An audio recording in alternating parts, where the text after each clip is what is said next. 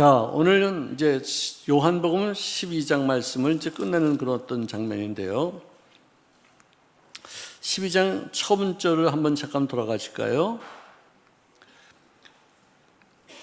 자, 예수께서 베다니에 있는 나사로의 집에서 잔치를 할 때 마르다는 열심히 일했고 마리아는 지극히 비싼 향유를 가지고 와서 예수님의 머리 위에 붓고 또 발에도 붓고 머리털로 그의 발을 닦고 향유 냄새가 집안 전체를 가득히 채울 때 가룟 유다가 왜 이렇게 비싸게 산 이 귀한 보물을 허비할 수 있겠느냐, 이렇게 값없이 이렇게 허비할 수 있겠느냐, 야단치는 어떤 내용이 있습니다.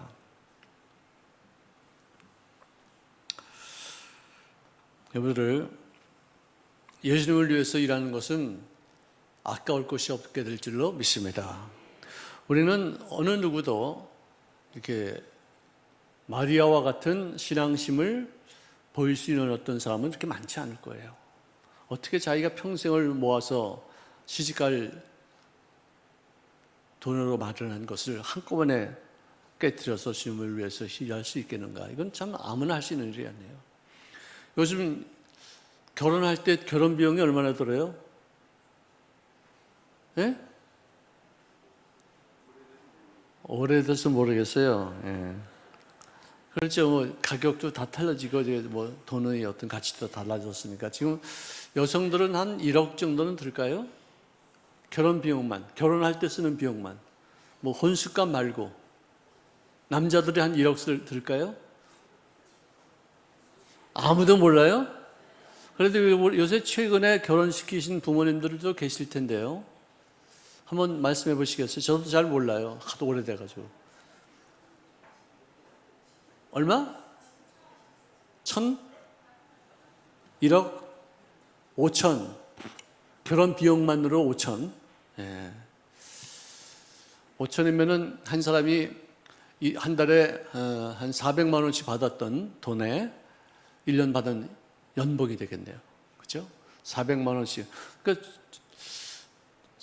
그러네요. 그러니까 그때 당시에도요, 한 300데나리온이나 되는 그 향유의 값은, 그러니까 1년어치 어떤 그 남자의 어떤 연봉이라고 말할 수 있을 거라고 생각합니다. 비슷하네요. 그때 당시의 돈이나 지금 돈이나 비슷한 어떤 가격이 있는데요. 자, 진짜 우리가 생각해 보기에는 이건 도저히 있을 수 없는 얘기죠. 아니요, 사람에게 어떻게 갑자기 5천만 원이 되는 큰 돈을 이렇게 그냥 확 이렇게 쓸 수 있어요? 다 날아가는 건데. 그걸 팔면은 가난한 사람들에게 얼마든지 구제할 수 있는 그런 귀한 돈을 어떻게 이렇게 허비할 수가 있겠느냐.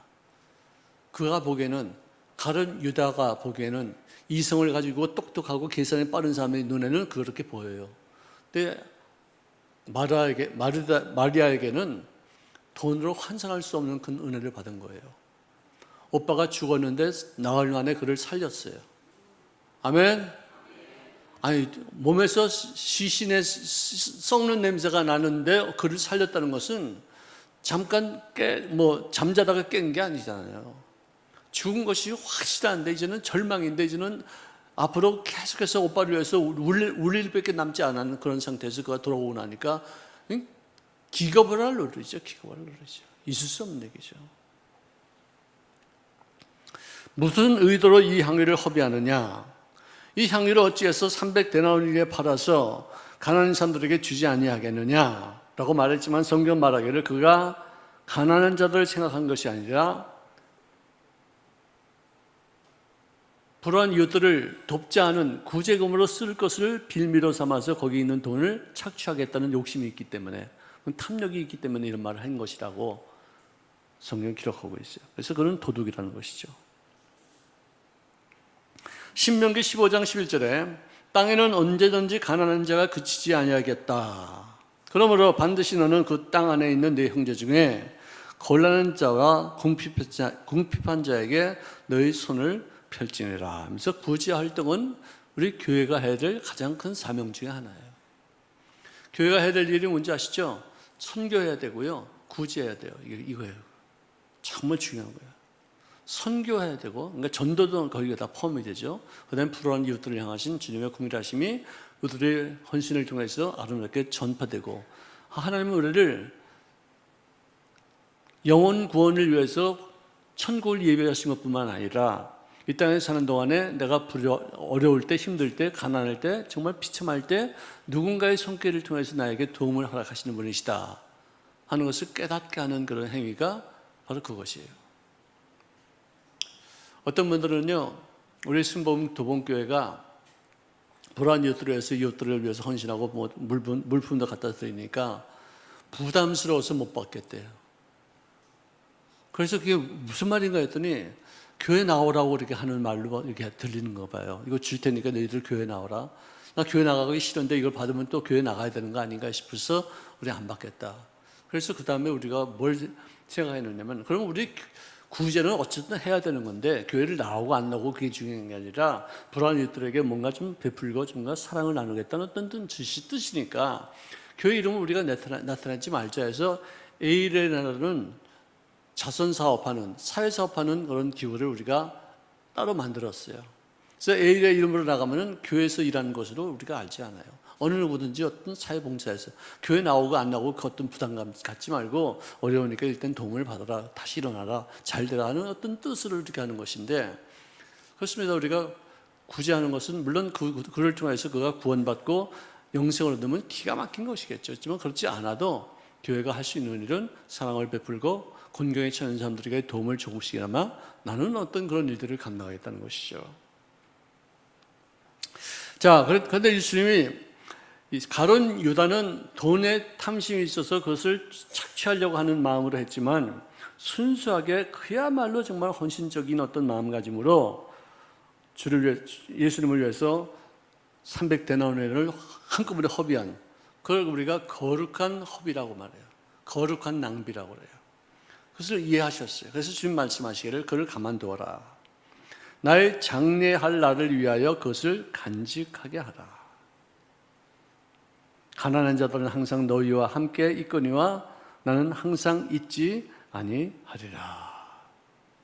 자, 나의 장례할 날을 위하여 그것을 간직하게 하라. 그것을 주를 위해서 바를 수 있겠지만 거기 조금 남아있는 것은 그걸 갖다가 뭐 가난한 사람들을 위해서 그렇게 쓰지 말고 그것을 내 장례식 때 아마 써라. 예수님이 십자가에 못 박혀서 돌아가시고 난 다음에 그 여인들이 바로 그 향유를 들고서 예수님의 시신에 바르기 위해서 무덤가를 찾았는데 그 향유가 아마 쓰임받지 않았을 거예요. 예수님의 시신을 바를 수 있는 그런 향유로 쓰임받지 않았어요. 왜? 부활하셨기 때문에. 그래서 이 나머지 이 향수는 아마 나중에 불안한 이웃들을 위해서 쓰임받는 그런 자료가 됐을 거라고 생각해요. 아니면은 마리아가 시집 갔다는 얘기가 없으니까 아마 결혼 자금으로 쓰지는 않았겠죠? 그죠? 네. 어쨌든 참 이런 걸 보면은 성경 말씀이 참 치밀하고 참 아름답다고 생각이 들어요. 자, 마리아가 예수님을 그렇게 존경했었던 이유는 오라비를 다시 살리신 분에게 대한 감사한 마음이 가득하게 있었기 때문에 예수님을 경배하고 존귀 여기는 어떤 마음이 있었을 거예요. 자, 그런데 그에게는 그것보다도 더 중요한 것은 뭐냐? 이렇게 내가 존귀 여기는 주님이라면은 주님을 위해서 쓰이는 것이 어떤 것이라 할지라도 내가 아끼지 아니하고 써야 되겠다는 그런 믿음이 있었다는 것이고, 그 믿음이 장례식을 준비하는 뜻으로만 한 것이 아니라 그에게 대한 확실한 부활에 대한 신앙이 반드시 있었기 때문에 이런 일들을 보일 수가 있었던 것이 아닌가. 장례식으로 끝나는 주님이 아니라 부활하실 것을 그가 염두에 두고서 이런 헌신을 했다고 생각이 들어요. 부활은요, 성경 전체의 최고의 맥락이에요. 부활 때문에 교회가 있었고, 부활 때문에 사도들이 말씀을 전할 때 하루에 3,000명씩, 5,000명씩 구원받아 주님 앞에 나올 수 있었던 거예요. 이 부활신앙은 우리가 살아있는 동안에 겪는 것이고, 재림신앙은 내가 살아있는 동안에, 부활신앙은 죽은 다음에 이제 우리가 겪는 것이고, 체험하는 이야기고, 재림신앙은 뭐냐? 내가 살아있는 동안에 주님을 내가 만나는 것이에요. 그러니까 재림신앙과 부활신앙이 같이 있어야지 돼. 내가 언제 죽을지 모르니까. 내가 살아있는 동안에 주님께서 오실지, 아니 내가 죽은 다음에는 부활신앙으로 천국에 가는 것이니까 이 두 가지 신앙을 계속해서 유지하시기를 주의 이름으로 축원합니다. 어저께 우리가 성령의 역사에 대해서 우리가 공부를 했는데요. 저기 우리 농원교회에서 어떤 강사님이 오셨길래 우리 죄종들이 다 가서 참석했어요. 근데 예수님의 재림신앙이 지금 희석된 것은 마귀가 역사에서 재림이 언제 날짜에 오신다, 주님 다시 오신다는 그런 얘기를 선포함으로 말미암아 더 이상 그 날짜, 그 사람들이 예정한 그 날짜에 오지 않으셨기 때문에 재림신앙에 대한 어떤 신뢰가 땅에 떨어졌다는 것이에요. 그 말이 맞는 마귀 역사예요.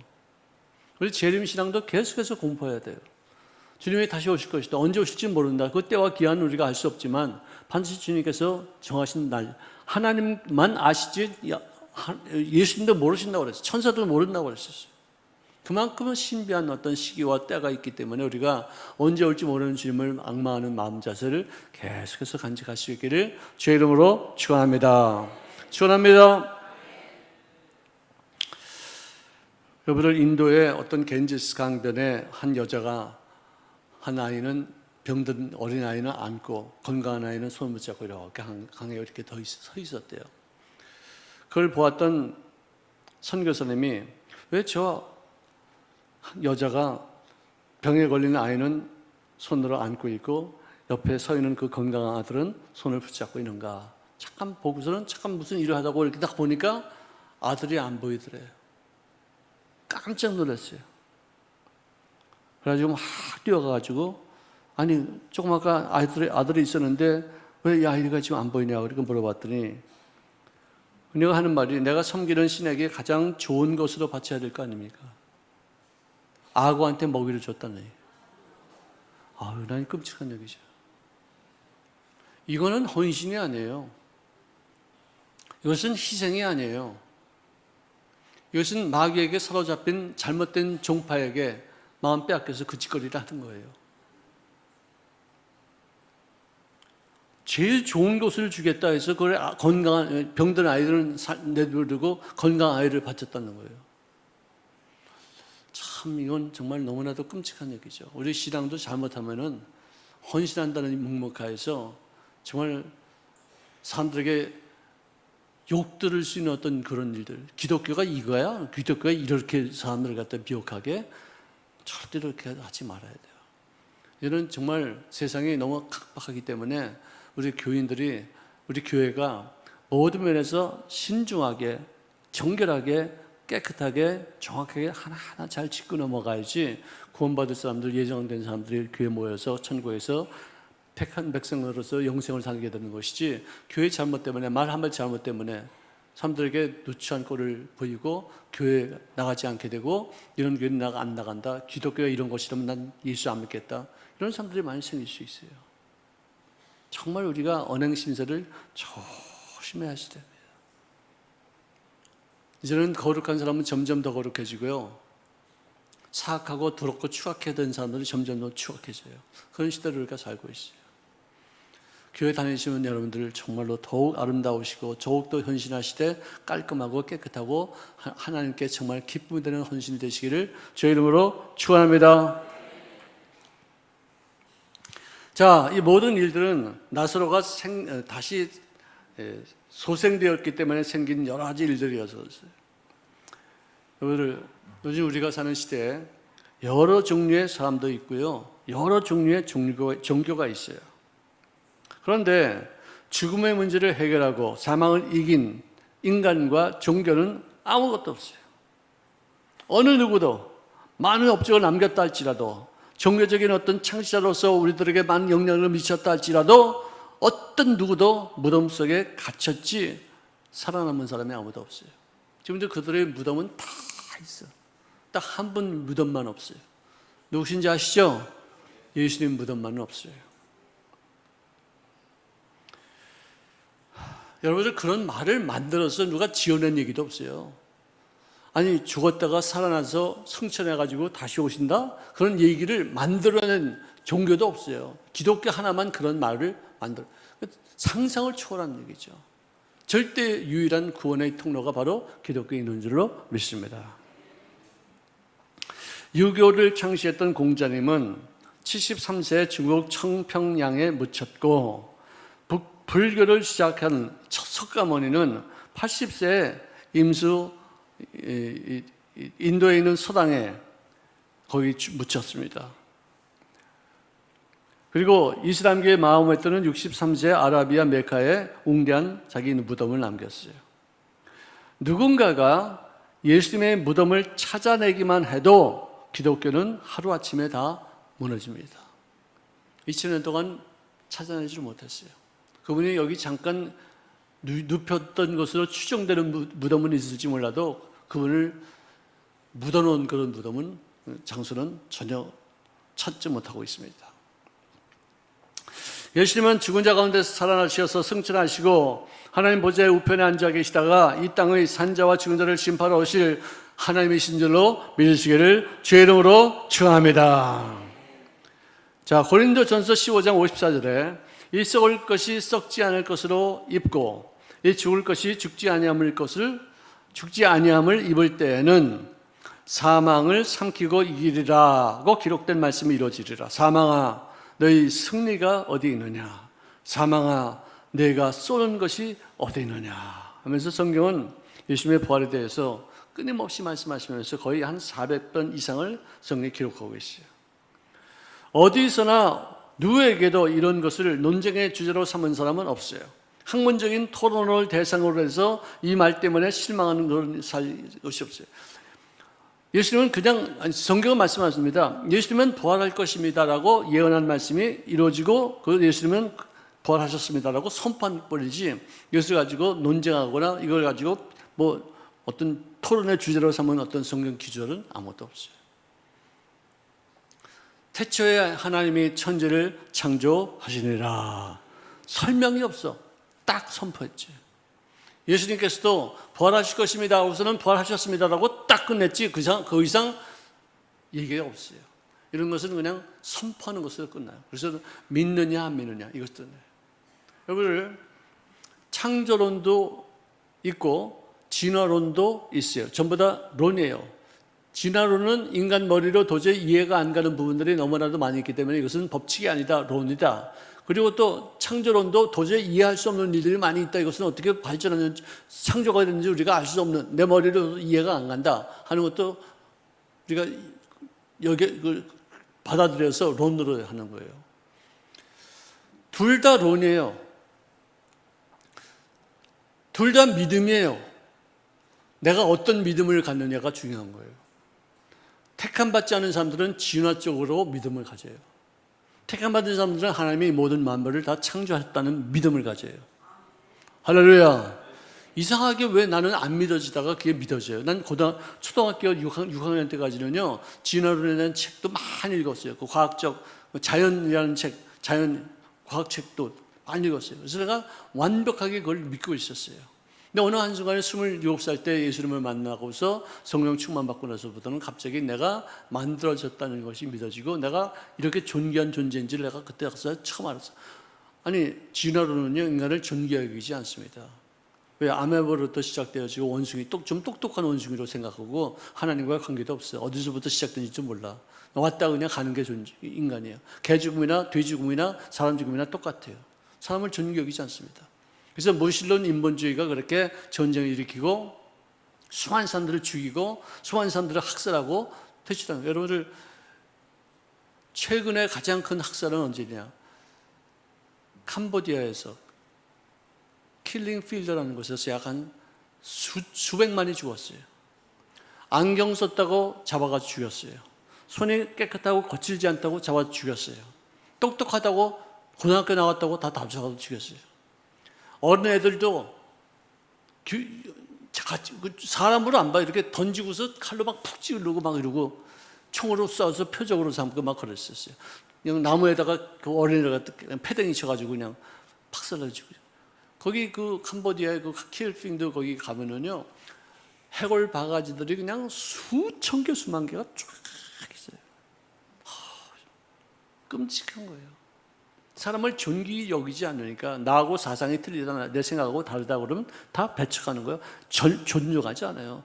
무식한 놈들만 갖다가 막 자기들 교육에 맞게 사람들을 개조시키려고 들었지, 안경 끼고 뭐 똑똑하고 좀 배웠다고 하는 사람들은 자기들하고 호흡을 맞출 수 없다 싶어서 다 아주 몰살해버렸어요.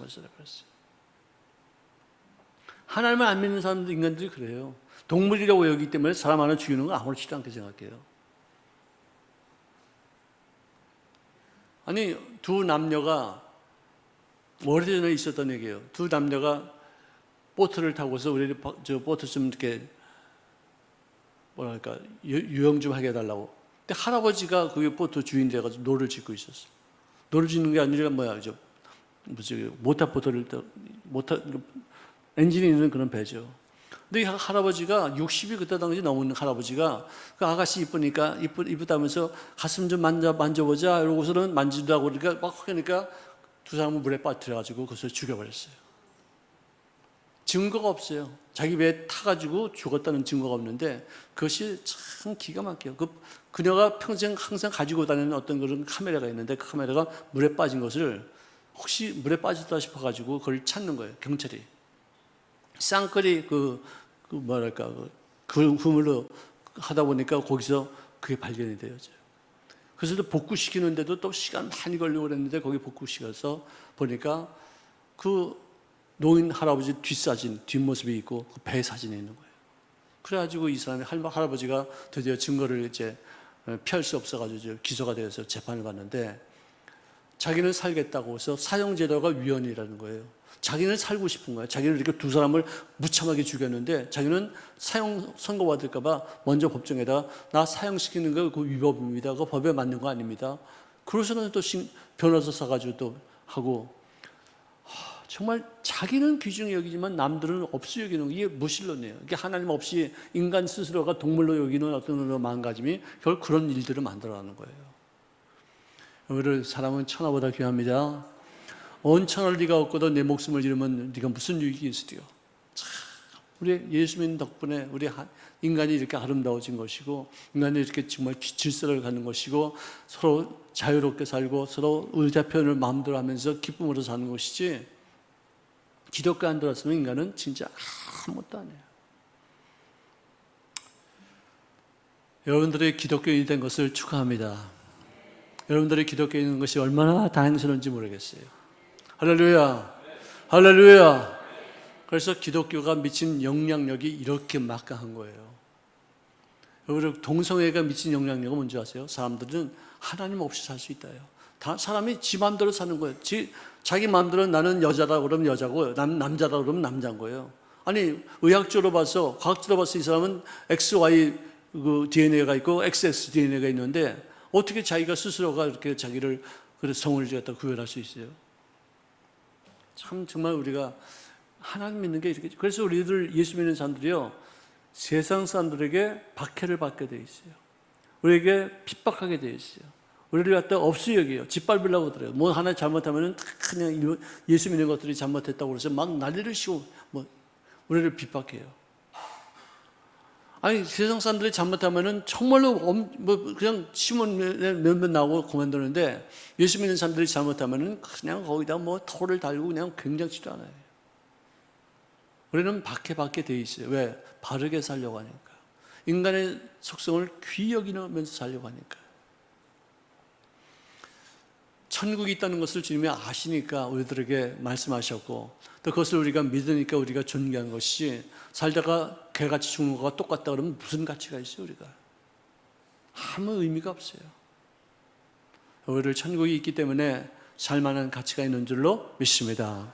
거기까지 가서도 주님께서 우리가 이 땅에 사는 동안에 한 일들을 기억하시고 조그만 조그만 일도 보상하시고 축복하시고 상급을 허락하시고 면류관을 씌워주실 줄로 믿습니다. 우리는 정말 따지고 보면 아무것도 아니에요. 내가 하는 일들은 사악하고 더럽고 추한 것밖에 없어요. 성령께서 나를 붙잡아 주시고 성령께서 나의 생각을 주장하시고 성령께서 나의 발걸음을 인도하시니까 그나마 조금이라도 좋은 일들 하나님의 기억하실 만한 일들 내가 보기에 정말 불안한 이웃들을 향하신 하나님의 그리스도의 사랑이 전파되는데 그때 그 쓰임 받는 것이지 그 외에는 우리는 내 스스로는 선한 것이 없어요. 그래서 바울은 말하기를 나는 죄인 중에 괴수다. 내 속에 선한 것이 아무것도 없고 내가 하는 모든 일들은 죄뿐이다. 죄가 나에게 그런 일들을 시킨다. 내 마음으로는 하나님의 뜻을 이루고자 하지만 내 육신에 소욕이 있어서 나에게 또 다른 법이 있어서 나를 죄와 사망의 법 아래로 끌어오는 모습을 보면서 탄식하는 거예요. 나는 곤고한 자로다. 곤고하다는 말이 무슨 말이에요? 비참하다 그 뜻이에요. what a wretched man I am. 그렇게 돼 있어요. wretched. 비참하다. 천박하다. 더럽고 추악하기 짝이 없다는 것 뜻이에요. 사도 바울은 그렇게 말하고 있습니다. 그래서 우리가 기도하는 것도, 우리가 주님 앞에 나와서 말씀을 공부하는 것도, 성령 충만해서 우리가 매일같이 아버지의 도우심을 간구하는 것도 결국은 뭐냐? 사람답게 살기 위해서, 하나님의 형상과 모양대로 지음받은 사람답게 살기 위해서 하나님 앞에 붙잡힌 바된 줄로 믿습니다. 그 외에는 없어요. 우리가 스스로가. 자, 주님은 우리에게 주시는 맨 마지막 말씀인 것입니다. 너희는 가서 모든 민족을 제자로 삼아라. 아버지와 아들과 성령의 이름으로 세례를 베풀어라. 내가 너희에게 분부한 모든 것을 가르치는 것으로만 끝나지 말고 그것을 생활 속에 지켜서 열매를 맺게 할지어다. 볼지어다 내가 세상 끝날까지 너희와 항상 함께 있을 이유가 뭐냐? 바로 이런 일들을 이루기 위해서 내가 너희와 함께하는 것 그 외에는 없다. 어떤 종교도 흉내낼 수 없는 진리가 있다면 그것은 바로 예수님의 부활이요, 예수님의 승천이요, 예수님의 재림이요. 우리는 천국 가서 부활 생명의 능력을 마음껏 누리는 인생을 살게 될 것이라는 것인 줄로 믿습니다. 그러므로 여러분들, 우리 모두는 예수님께서 가르친 그 진리를 가르치는 스승과 그 전도자들과 또 교사들과 목사들을 통해서 배우는 제자들이었었어요. 그 다음에 이 제자들은요, 그 제자로 끝나지 않고 하나님의 말씀을 가르치는 스승이 되시기를 주의 이름으로 축원합니다. 아멘. 그래요. 가르치라고 그랬잖아요, 여기. 자, 내가 너희에게 분부한 것을 가르쳐라, 이게. 너희들은 그러니까 우리들이 해야 될 일이 뭐냐? 예수님의 제자로 삼고 가르쳐라. 그럼 그 사람들 때문에 우리가 예수님의 제자가 되어서 가르침을 받았어요. 받은 것으로 끝나지 말고 이것을 또 다른 사람들에게 가르쳐서 지키게 하라. 어떤 분이 그랬습니다. 난 누군지는 잊어버렸는데, 저는 평생 칠판을 향해서 살았습니다. 이게 무슨 말이에요? 학생으로서 많은 것을 배웠다 이거죠. 그 다음에는 평생 칠판을 등에다 지고서 살았습니다. 등에다 지고서 가르치느라고 여생을 보냈다는 거죠. 그렇지만 우리 인생은요, 가르치려면 배워야 돼요. 옛날에 했던 것을 가르치면은 시대에 뒤떨어져요. 계속 배워야 계속 가르칠 것이 있어요. 계속 새로운 것을 추구해야지 계속해서 남들을 제자로 만드시는 귀한 실력이 갖춰지게 될 줄로 믿습니다. 여기 구역장님들, 지역장님들 많이 계셔요.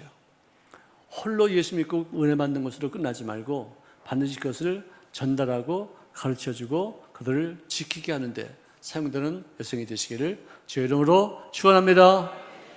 제가 항상 이 말씀을 또 말씀드릴게요. 우리 할머니가 나한테 재미있는 얘기를 많이 하셨어요. 왜 할머니세요? 그분은 55세에 돌아가셨어요. 내가 중학교 2학년 때 돌아가셨어요.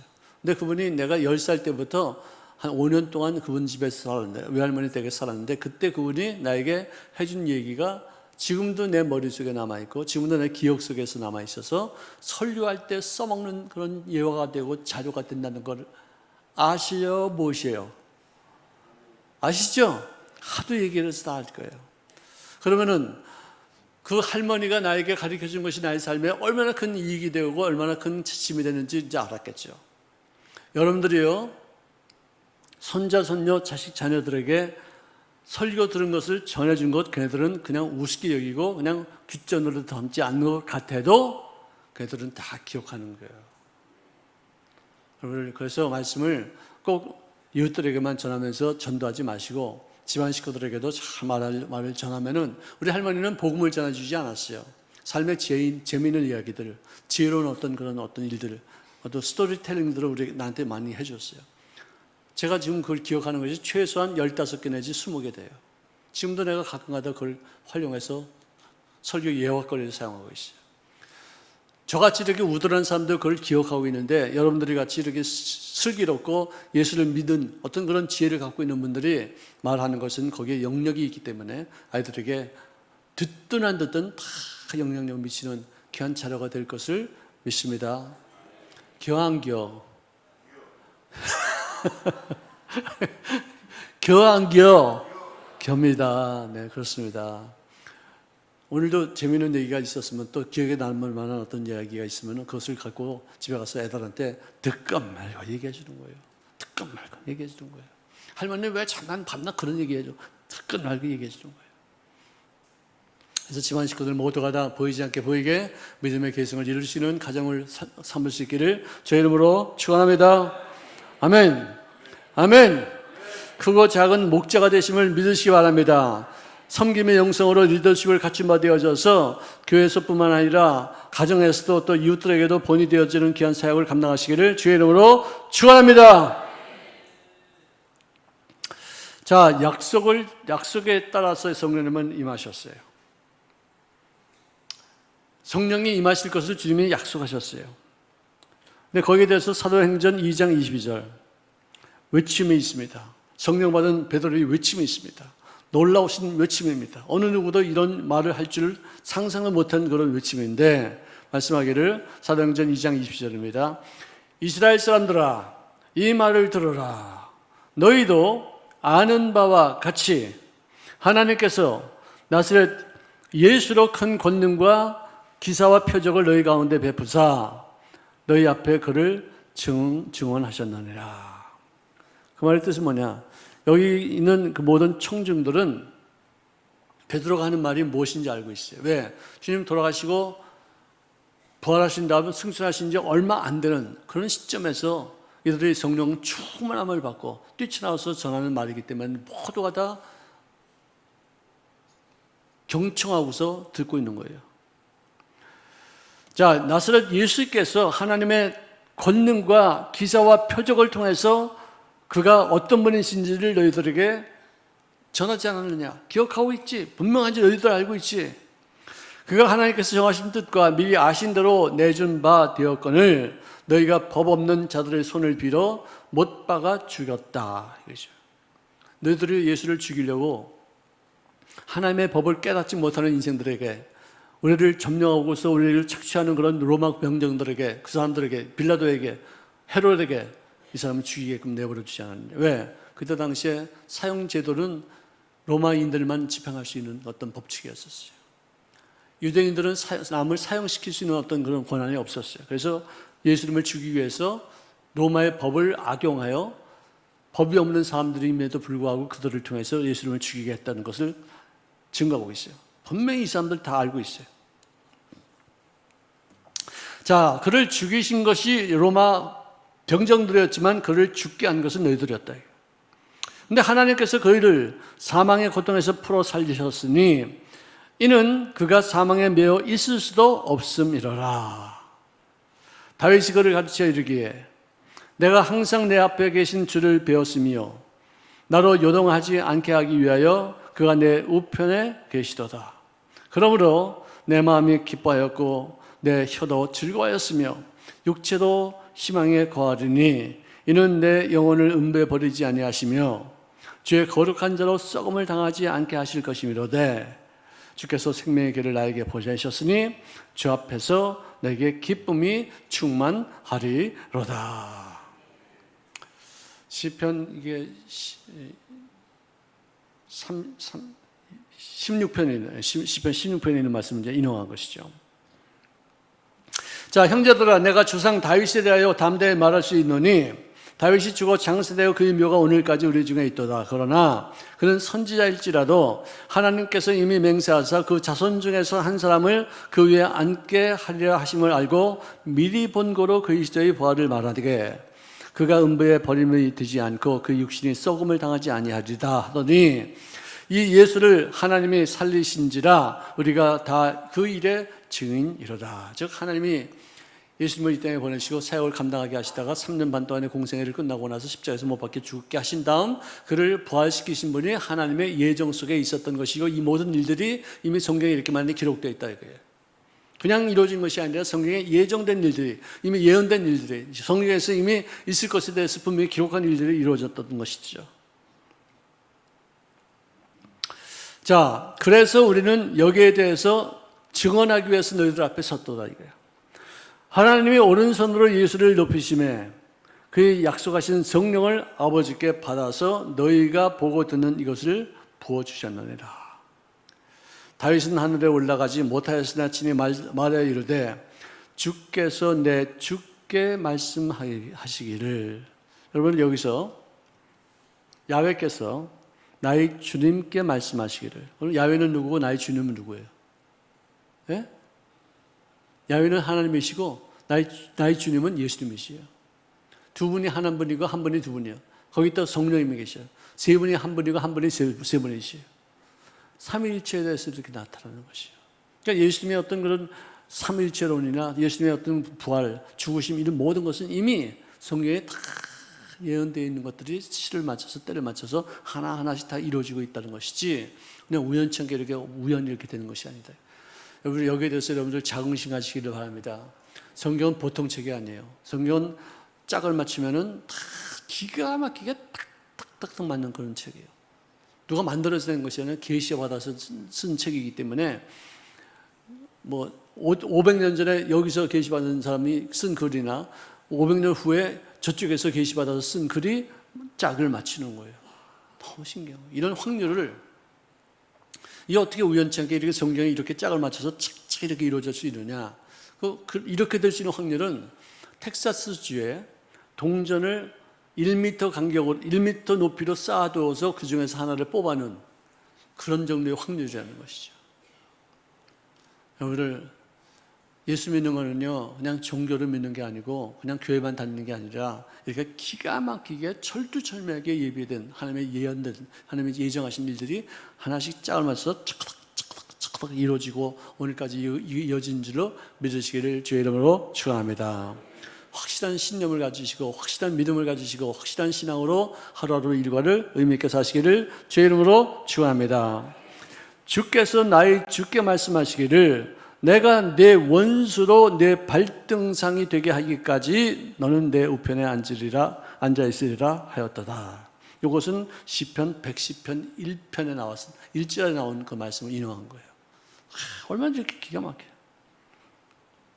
그런즉 이스라엘 온 집은 확실히 알지니 너희가 십자가에 못 박은 이 예수를 하나님의 주와 그리스도가 되게 하셨느니라.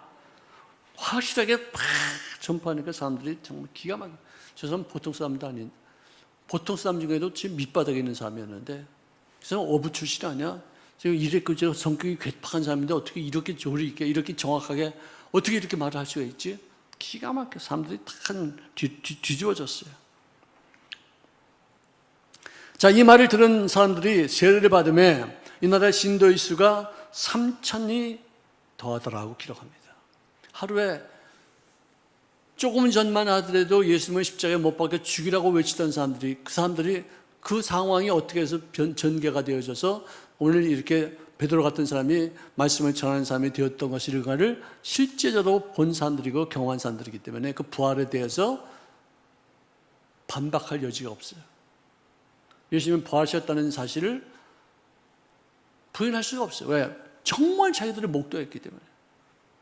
그래서 하루에 3,000명씩, 나중에는 하루에 5,000명씩 믿게 되어지고 예루살렘 교회가 엄청나게 큰 부흥을 갖게 된 것을 성경이 기록하고 있습니다. 여러분들, 사도행전의 주제는요 부활인 줄로 믿습니다.